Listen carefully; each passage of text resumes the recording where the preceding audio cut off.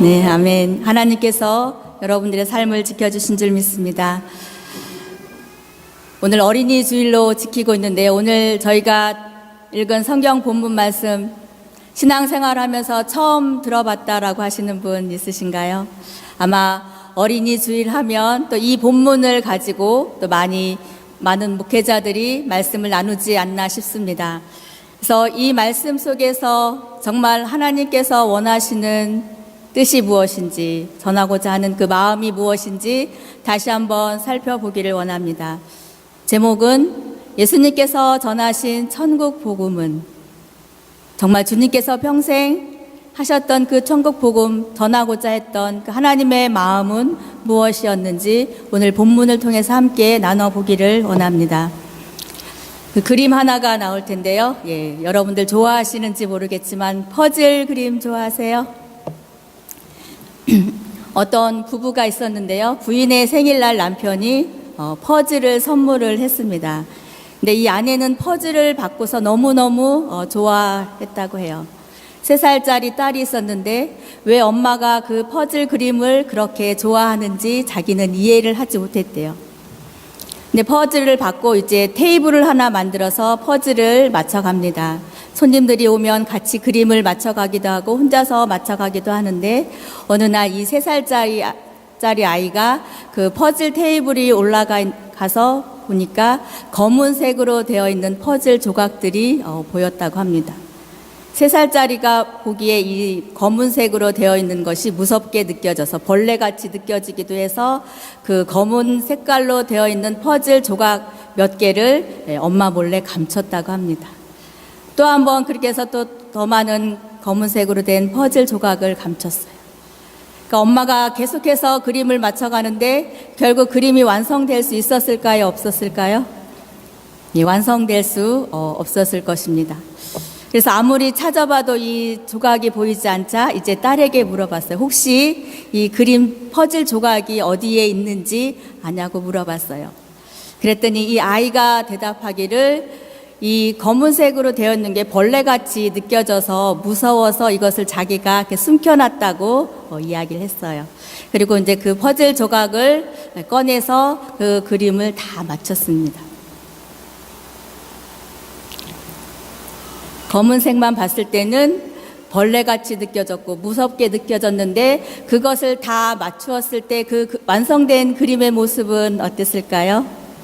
아름다운 그림이 되었습니다. 때로는 그 조각만 보았을 때는 고통이고 절망이고 아픔같이 벌레같이 느껴졌던 그것들이 다 맞춰지고 하나의 그림이 완성되었을 때 아름다운 그림이 완성된다는 것을 여러분들도 경험을 하셨을 겁니다. 지금 저 그림에서도 검은 부분이 싫다고 해서 빼버린다고 한다면 멋진 남자의 그림이 완성되지 않겠지요. 이것과 마찬가지로 우리의 인생에 있어서도 하나의 사건들이 무엇과 같냐면 그림의 퍼즐 조각과 같다고 할 수 있겠습니다. 밝은 부분도 있고 행복한 부분도 있지만 때로는 기대하지 못했던 사건들, 사고들을 통해서 어둠의 시기, 절망의 시기, 사망의 골짜기와 같은 그 시기를 지날 때가 있다는 거죠. 그런데 그런 부분이 내 인생에 빠져버리면 내 인생이 행복해질까라고 해보면 그렇지 않다는 거죠. 그림이 완성될 수 없는 것처럼 내 인생도 하나의 완성된 그림처럼 될 수 없다는 것입니다. 왜 그럴까요? 그 고통의 순간에, 절망의 순간에 나 자신을 돌아보고 때로는 건강을 잃었을 때 건강의 소중함을 느끼게 되고 가족의 소중함도 느끼게 되고 더 내 힘으로 할 수 없는 그 상황 가운데서는 누구를 찾게 되나요? 하나님을 찾게 됩니다. 그래서 때로는 고통과 절망이 내 인생을 바꾸는 그런 계기가 되고 그림으로 치면 퍼즐 조각으로 치면 검은 부분과 같다고 할 수 있습니다. 그런데 그 모든 것들이 하나로 완성되었을 때 아름다운 그림이 완성되는 것처럼 내 인생이 아름답게 완성될 것이고 그것이 의미하는 것이 무엇인지 우리가 발견할 수 있다는 거죠. 그림 하나에도 내 인생에도 하나의 퍼즐 조각이 있는 것처럼 우리의 성경도 그렇다는 것을 한번 생각을 해 보았으면 좋겠습니다. 성경 몇 권으로 되어 있을까요? 66권이요? 아니면 한 권이요? 제가 또 질문으로 시작을 하네요. 예, 한 권도 맞고 66권도 맞죠. 예, 성경 서점에 사러 가서 66권 주세요 그러세요? 아니면 성경 한 권 주세요 그러시나요? 예, 성경이 하나님의 말씀이라고 한다면 하나님께서 우리에게 알기 쉽게 편지로 써둔 것이 성경이지요. 예, 우리가 살아오시면서 편지들 많이 받아보셨어요? 연애 편지? 예. 근데 연애 편지 한 장짜리일 수도 있고 여러 장일 수도 있고 때로는 수십 장일 수도 있는데 처음부터 끝까지 그것을 다 읽었을 때에 어떤 내용으로 어떠한 의도로 이 편지를 썼는지 이해하실 수 있으시겠죠.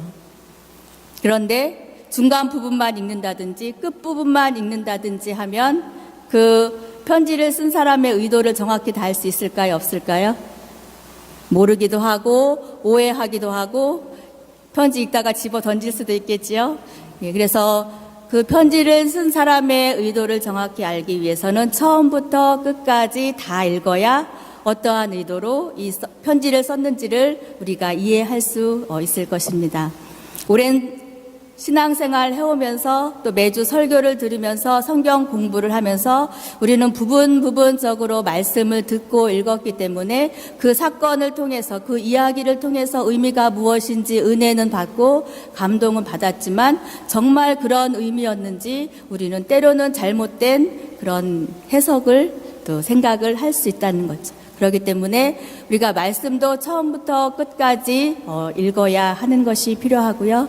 또 하나는 어떠한 의도로 이 사건이 지금 벌어지고 있는지 앞뒤에 또 문맥도 이해하는 것이 필요한 것 같습니다. 그래서 오늘 마태복음의 이야기를 보면서 정말 어린이 주일날 어린이만을 축복하기 위한 그런 말씀인지 아니면 그것도 있지만 더 큰 하나님의 뜻이 있는지 생각해 보기를 원합니다. 다음 그림을 한번 보여주시면 예, 영어로 썼어요. 뭐라고 쓰였지요? Like father, like son. 예, 무슨 뜻인지 아실 것 같은데요. 예, 한국말로도 되어 있어요. 다음 보시면 부전자전. 예, 어린이 주일날 지금 이렇게 자란 아이들은 누구를 보고 자랐을까요? 우리 엄마 아빠를 보고 자라서 예, 엄마와 아빠를 닮은 그런 모습이 있을 것입니다. 예, 아이들은 부모를 보고 자란다고 하지요. 예, 이게 부전자전이라고 하는데요. 이게 사람 사이에서만 이게 일어나는 일일까라는 생각을 해보았습니다. 예, 예수님은 어떠셨을까? 예, 예수님께서 이 세상 가운데 오셔서 행하셨던 그 일들을 보면 예수님을 보면 우리는 그러면 누구를 알 수 있을까요? 누구를 알 수 있지요? 바로 예, 부전자전이라고 아들인 예수님을 보면 하나님께서 어떠한 분이신지 우리는 알 수 있을 것 같습니다. 그래서 오늘 예수님께서 가르치고 행하신 일들을 통해서 과연 하나님이 어떠한 분이셨는지 저희가 발견하기를 원합니다. 다음을 한번 보시면 오늘 저희가 마태복음 18장을 읽었는데요. 그 전에 이야기를 잠깐 배경 설명을 해드리려고 합니다. 마태복음 16장부터 어떤 이야기가 시작이 되냐면 그 전에 공생애를 시작하신 예수님께서 이제 16장부터는 본격적으로 예수님께서 십자가에 달려 죽으시고 부활하실 것을 예언을 하셔요. 그리고 17장에 가서는 이제 변화산이라는 곳에 가셔서 변화되는 그런 이야기가 나옵니다. 그리고 변화되는 모습 가운데 엘리야와 모세가 나오고 예수님께서 그들과 함께 대화하시는 말씀이 나옵니다. 그리고 이제 예수님께서 변화산에서 내려오신 다음에 무엇을 하시냐면 또 병자를 고쳐주시고 갈릴리 가버나움이라는 그 곳에 가셔서 무엇을 하냐면 세금 문제를 가지고 논쟁하는 사람들에게 베드로에게 가서 물고기를 잡아서 세금을 내라고 이야기를 합니다. 다 아시는 이야기인가요? 그래서 베드로가 가서 고기를 잡았더니 그 입에 동전이 있어서 예수님과 베드로를 위해서 세금을 냈다더라. 그런 이야기가 16장, 17장의 그 사전에 이렇게 이야기가 되고 있습니다. 그러면 오늘 저희가 읽은 18장 1절 말씀에 보면 그때의 제자들이 예수께 다가와서 물었다라고 이야기합니다. 18장을 읽었는데 16장, 17장에 무슨 일이 있었다고 이야기를 했지요? 예수님께서 십자가에 달려 죽으실 것과 부활하실 것을 말씀을 하셨어요. 그걸 보면 예수님께서는 곧 이제 예루살렘에 가서 나 십자가에서 달려 고난받고 죽을 것이고 그리고 부활할 것이다라는 것을 이야기했어요. 그랬는데 그러한 상황 가운데 제자들은 지금 예수님께 무엇을 묻고 있냐면 하늘나라에서는 누가 가장 큰 사람입니까? 지금 제자들이 예수님께 던지는 이 질문을 들으면서 어떠한 생각이 들으시나요? 혹시 비즈니스를 운영하시는 분 있으셔요? 지금 사업이 너무 어려운 가운데 있는데 이 지금 체크가 날라와서 이거를 막을 수 있을지 없을지 고통 가운데 막 머리 싸매고 있는데 그 직원이 와서 언제 그 페이 올려주실 건가요? 뭐 이렇게 질문을 한다든지 부모님들이 많이 어려운 가운데 있는데 아이들이 엄마 나 저 비싼 장난감 언제 사줄 거야 한다든지 그럴 때 부모 마음은 어떠시겠어요? 네, 좀 답답하시겠지요? 네, 사장님들도 그러실 거예요. 지금 그 상황이 이렇다는 거예요. 예수님께서는 그 십자가에 달려 죽을 상황인데 제자들은 예수님께 와서 누가 하늘나라에서 가장 큰 자냐고 물어봅니다. 오늘 저희가 화면에서 읽었던 개역 개정에는 하늘나라에서는 누가 큰 사람입니까? 라고 물어보았는데 개역 한글이나 NIV에 보면 그 The Greatest 가장 큰 사람이 누구냐고 물어봅니다. 그러니까 제자들이 지금 예수님께 이 상황에서 던진 질문을 통해서 우리가 알 수 있는 것은 제자들의 관심은 무엇이라는 거죠? 누가 하늘나라에서 크냐는 그런 관심을 갖고 예수님은 나는 곧 죽을 거야 그러는데 제자들은 하늘나라에서 누가 가장 큽니까? 라고 묻습니다. 시대에 맞는 그때에 맞는 적절한 질문이라고 생각을 하시나요? 제자들의 관심은 어디에 있었을까요? 다음을 보시면 여기서 하늘나라에서 누가 크냐고 이야기를 하는데 예수님께서 하늘나라에 대해서 선포를 하시는데 하늘나라는 세 가지 개념이 있다고 합니다. 하나님께서 통치하시는 세 가지 종류의 천국이 있는데요. 첫 번째는 천국, Kingdom of Heaven. 그리고 두 번째는 하나님의 나라에서 Kingdom of God. 세 번째는 하늘나라, Heavenly Kingdom. 예수님께서 처음 공생애를 시작하신 다음에 선포하신 말씀이 무엇인지 혹시 기억하시나요? 회개하라, 천국이 가까웠느니라 라고 말씀하셨죠. 제일 처음에 선포하신 말씀. 그 천국은 어떠한 천국이에요? 우리가 여러분 천국에서 만나보자 뭐 노래 부를 때 그 천국은 어느 천국이에요?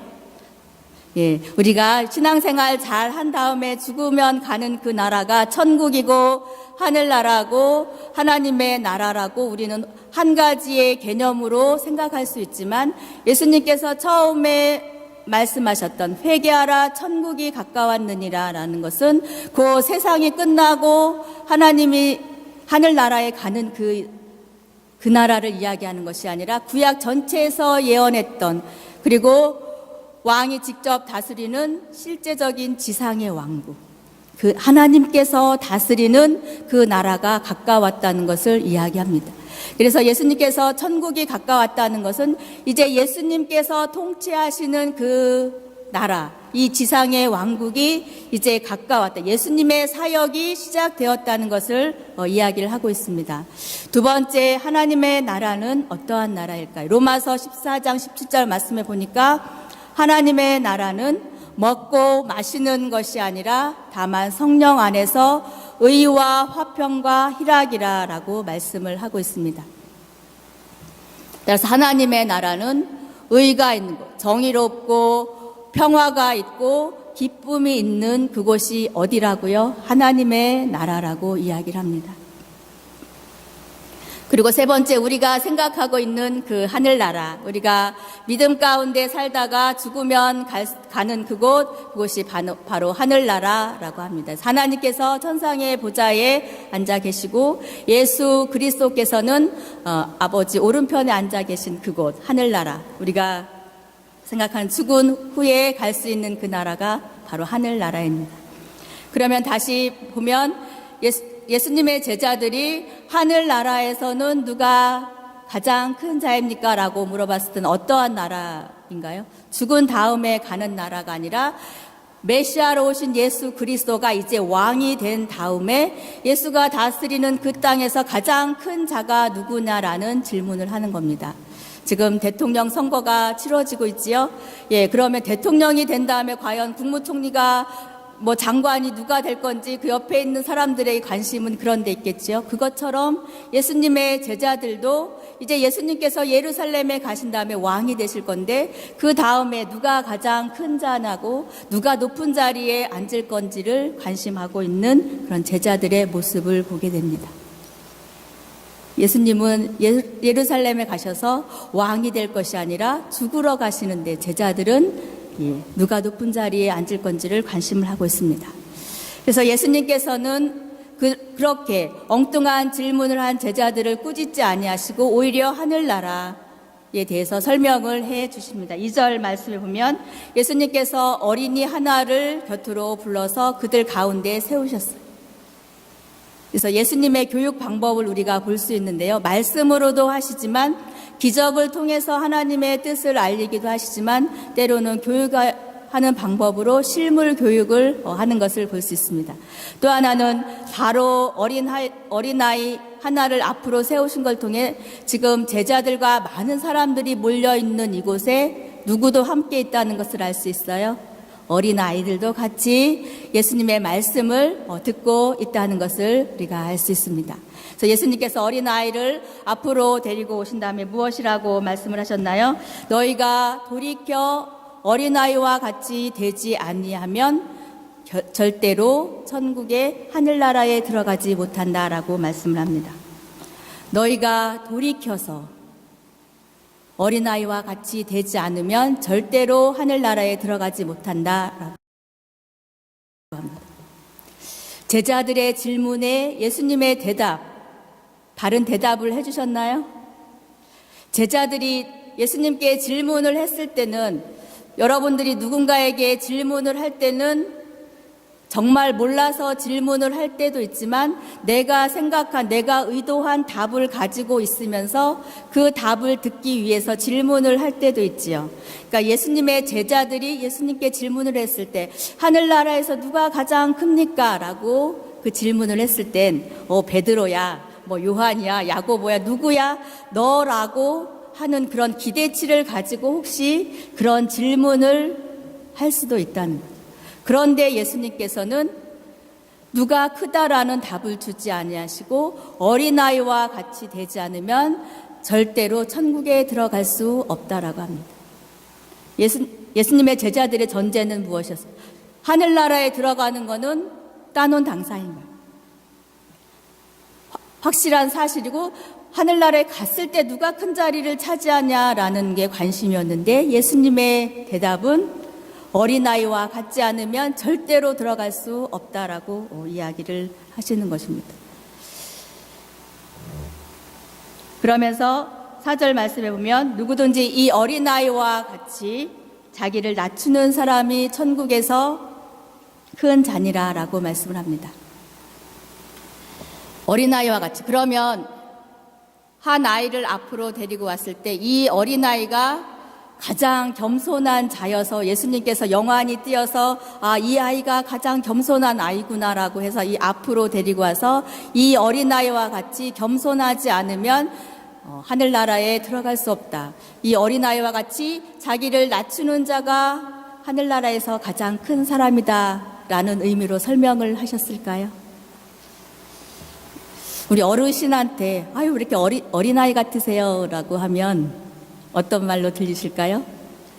때로는 어른들한테 어린아이 같다라고 하면 칭찬보다는 유치하다라고 느낄 수도 있고, 또 다른 면으로 이 어린아이와 같아야 천국에 들어갈 수 있다라고 했을 때는 어린아이와 같이 순수하고 또 가르치는 대로 잘 믿을 때 어린아이와 같다라고 할 수도 있죠.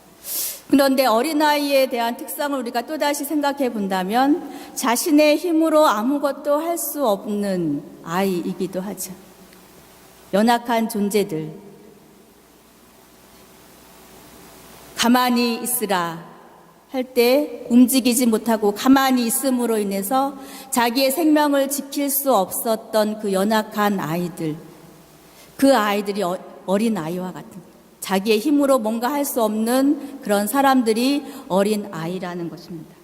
그런 어린 아이와 같아야 자기를 낮추는 사람이어야, 내가 가진 것이 없어서 부모를 의지할 수밖에 없고 구세주 메시아를, 예수님을 의지할 수밖에 없는 연약한 존재입니다라고 자신을 낮추는 그 사람, 그 겸손한 사람, 그 사람이 하늘나라에서 가장 큰 사람이다라고 예수님께서는 말씀하셨습니다. 아까 부전자전 이야기를 했지요. 예수님께서 이 땅에 오셔서 하신 일들을 보면서 우리가 하나님이 어떠한 분이신가를 우리가 알 수 있다고 하셨는데, 우리가 신앙생활을 해오면서 예수님께서 하셨던 그 공생의 3년 동안 무엇을 하셨는지 여러분들 기억하시나요? 한번 사진을 몇 장 보면서 보도록 할게요. 예수님께서 그 제자들을 어디에서 부르셨지요? 공부 많이 한 사람을 부르지 아니하셨어요. 가장 낮고 천한 신분인 어부들을 불렀고, 배우지 못했던 그런 사람들, 물고기를 잡아서 하루하루를 살아야 했던 그 사람들을 예수님의 제자로 부르셨고요. 그리고 멸시와 조롱을 받는 로마의 압제하에 있을 때에 로마편에 들어서 세금 징수를 했던, 그래서 모든 죄수의 대표라고 하는 세릿, 그 사람들을 누구로 부르셨어요? 예수님의 제자로 불렀습니다. 그래서 그 제자들을 부르셨고, 그리고 가나의 혼인잔치에 가서 어려움 당한 곳에 또 물로 포도주를 만드는 그런 기적을 또 행하셨죠. 또 어떤 일들을 예수님께서 하셨지요?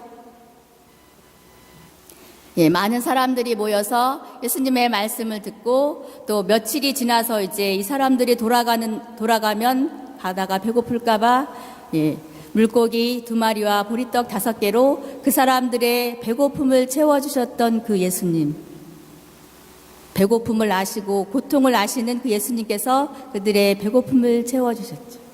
또 어떠한 일들을 하셨죠? 많은 기적들을 행하셨죠. 병든 자를 고치시고, 눈먼 자, 절름발이, 그런 사람들을 고치셨습니다. 그리고 창기나 세리, 죄인들과 함께하는 그런 예수님의 삶을 사셨습니다. 또 말씀을 전하러 가시다가 풍랑 만났을 때에 그 풍랑 속에서 두려워하는 제자들을 또 건져주시고 또 살려주셨습니다. 예수님께서 행하셨던 그 수많은 그 공생의 기간 동안 하셨던 일들을 통해서 우리는 예수님은 어떠한 분이신 것 같은가요? 어렵고 힘든 사람들, 고통 가운데, 절망 가운데 있는 낮은 자들을 찾아가셔서 복음을 전하셨고, 그들의 아픔과 고통과 문제를 해결해 주셨던 그런 분이셨습니다. 그런데 문제를 해결하고 아픔을 치유하고 먹을 것을 채워주는 것으로 예수님의 사역이 끝났나요? 그것을 한 다음에 무엇을 말씀하셨냐면, 내 믿음이 너를 구원하였다라고 말씀을 하셨습니다.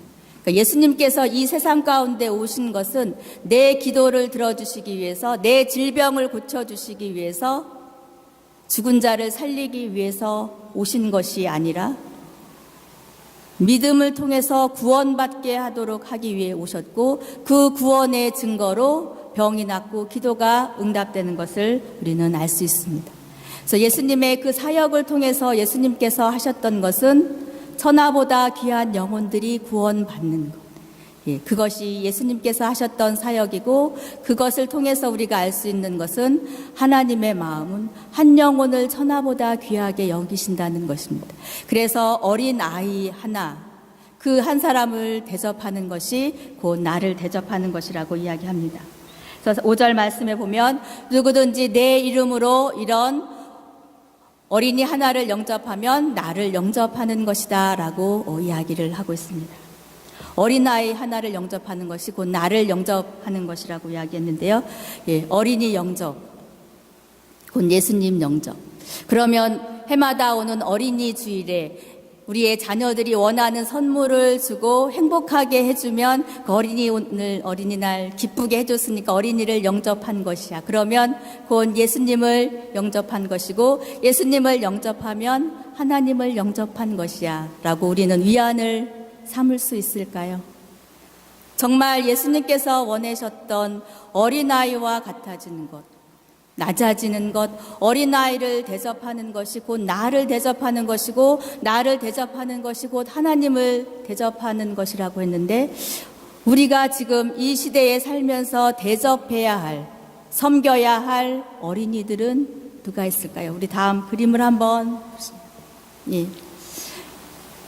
작은 아이와 같은 소자와 같은 인생을 살고 있는 사람들이 너무나 많다는 거죠. 예. 난민들, 죽어져가는 아이들. 네. 저런 아이들이 정말 어린아이와 같고 낮은 자와 같고 저런 아이들을 섬기고 대접하는 것이 곧 예수님을 대접하는 것이고 예수님을 섬기는 것이 아닌가라는 생각을 해봅니다. 어린이 주일 어린아이를 대접하는 것, 우리의 자녀들에게 그들이 원하는 물건을 해주는 것이 그들을 잘 영접하는 것이 아니라 예수님의 마음을 알고 정말 우리가 섬기고 대접해야 할 아이들은 누구인지를 한번 되돌아보기를 원합니다. 그러면서 누구든지 나를 믿는 이 작은 자 중 하나를 실족하게 하면 차라리 연자 맷돌을 목에 달려서 깊은 바다에 빠지는 것이 낫겠다라고 말씀을 합니다. 나를 믿는 이 작은 사람, 연약하고 힘이 없지만 세상을 변화시킬 그런 능력은 없지만 그럼에도 불구하고 어린 아이로 예수님이 없으면 하나님이 아니면 내가 오늘도 살아갈 수 없는 연약한 인생입니다라고 고백하는 그 사람들을 실족하게 하면 차라리 연자맷돌을 메고 바다에 빠지는 편이 낫다라고 이야기합니다. 이 말 들으니까 두렵고 떨림이 생기시나요? 혹시 내가 한마디 해갖고 저 사람 실족해서 교회 안 나오면 내가 연자맷돌을 메고 바다에 빠져야 하는 것인가 라고 두려워하시나요? 우리는 여기에서 보아야 할 것은 그만큼 하나님께서는 작은 아이 한 명, 천하보다 귀하게 여기신다는 하나님의 마음을 우리가 발견하기를 원합니다. 다음 말씀을 보면 실족하게 하는 일들이 있음으로 말미암아 세상에는 화가 있다라고 합니다. 예수님이 있는 이 시대에도 그렇게 예수님을 믿고 따르는 사람들이 실족하게 되는 일이 있을 수 있다는 거죠. 그 뒤에 무슨 일이 일어나지요? 그 뒤에 무슨 일이 일어나죠? 예수님이 십자가에 달려 죽으시잖아요. 제자들 다 어떻게 해서 도망갔고요. 물론 성령이 임하신 다음에 이제 성령의 은혜를 받고 복음을 전파하지만 그 뒤로 많은 믿는 사람들이 얼마나 많은 고난과 죽음을 당합니까? 흩어집니까? 그러니까 실족해하는 그 일들이 일어날 것이라는 거죠. 예수님께서 십자가에 달려 죽으시고 부활하신 그 다음에 이러한 일들이 일어날 것을 예수님께서는 이미 아시고 이렇게 말씀을 하셨다는 거죠. 그래서 그렇게 하는 일이 없을 수는 없지만 실족하게 하는 그 사람에게는 화가 있다라고 하는 거예요. 실족하게 하는 그 사람들. 우리 지난번에 은폐될 수 없는 진실 가운데 그 실족하게 했던 사람들 누가 있었을까요? 경비병들이 있었고 대제사장이나 장로들, 본디오 빌라도 믿는 사람들을 실족하게 하고 넘어지게 하는 그런 세력들이 있죠. 지금 이 시대에는 그런 세력들이 있을까요? 없을까요? 있다는 거죠. 예. 그러니까 지금 우리가 신앙생활 잘 하고 있음에도 불구하고 우리를 넘어뜨리게 하려는 그런 악한 세력들이 있다는 것을 이야기합니다. 그런데 그렇게 하는 그 세력들에게는 화가 있고 또 영원한 불에 던져진다는 그런 이야기를 하고 있습니다. 그러면서 8절 말씀에 보면 만일 내 손이나 내 발이 너를 범죄케 하거든 찍어내버리라. 장애인이나 다리 서는 자로 영생에 들어가는 것이 두 손과 두 발을 가지고 영원한 불에 던져지는 것보다 나으니라. 예. 그러니까 앞에서는 나의 행동으로 인해서 누군가를 실족하게 하면 그 사람에게 화가 있고 오히려 연자맷돌을 메고 바다에 빠지는 게 낫다라고 이야기를 했는데, 지금 이제 8절부터는 무엇을 이야기하냐면 내가 스스로 내 손과 발이 잘못을 했을 때 오히려 찍어버리고 지옥에 가는 것보다 천국에 가는 것이 낫다라고 말씀을 하고 있습니다. 또 9절 말씀에 보면 우리의 눈이 범죄를 하면 그 눈을 빼버리고 천국에 들어가는 것이 낫다라고 이야기를 합니다. 예수님의 말씀이 어떻게 느껴지시지? 좀 섬뜩하게 느껴지시지 않나요? 잘못하면 손발을 잘라내버리고 눈을 빼버리고 그런 의미일까요? 그만큼 그러한 각오와 결단을 가지고 잘못된 일들을 하지 말라는 그런 의미인 것입니다. 예. 그래서 그 의미를 실천하라는 것이지 실제로 누군가를 실족해 하면 바다에 빠져서 자살을 하라거나 나의 눈과 손과 발을 잘라버려라 라는 그런 의미는 아니라는 것이죠. 그런데 실제로 내 눈이 잘못을 하고 내 손과 발이 잘못을 해요. 잘라버리고 말씀대로 그냥 성경에 기록된 대로 실천한다고 해서 손발을 잘라고 눈을 뺀다고 해서 우리의 잘못이나 죄악들이 없어지나요? 아니지. 우리의 그럼 생각도 잘라버리고 마음으로 지으면 마음도 잘라버려야 하나요? 그럴 수 없지요. 그 의미를 살려서 하라는 그런 이야기입니다. 이 말씀 속에서 예수님께서 하시고자 하셨던 것은 너희가 이렇게 하지 않으면 지옥에 갈 거야 라고 경고하는 것보다 그만큼 한 작은 아이를 얼마나 소중히 여기시는지 그것을 알게 하기 위한 것이라는 것을 볼 수 있습니다. 10절 말씀에 보면 삼가 이 작은 자 중에 하나라도 없인 여기지 말라. 너희에게 말하노니 그들의 천사들이 하늘에 계신 내 아버지의 얼굴을 항상 배옵느니라 라고 말씀합니다. 오늘의 말씀을 통해서 저희가 발견하기 원하는 하나님의 마음은 어떤 것일까요? 예, 어린아이와 같은 겸손하고 낮은 자, 그들은 과연 누구인가? 바로 우리가 아닌가 싶습니다. 위대한 질문을 해야 삶이 위대해진다고 이야기를 해요. 과연 오늘의 말씀 속에서 하나님께서 나에게 깨닫게 해주시는 하나님의 뜻은 무엇일까 질문을 해보시길 원합니다. 나는 혹시 어린아이와 같은 사람인가? 정말 주님이 아니고는 하나님이 아니고는 내가 오늘 하루 한순간도 이 시간 살아갈 수 없습니다. 저는 연약한 자입니다. 저에게는 주님이 필요합니다. 나와 함께 해주십시오. 제가 바로 어린아이입니다. 라는 고백이 우리 가운데 있기를 원합니다.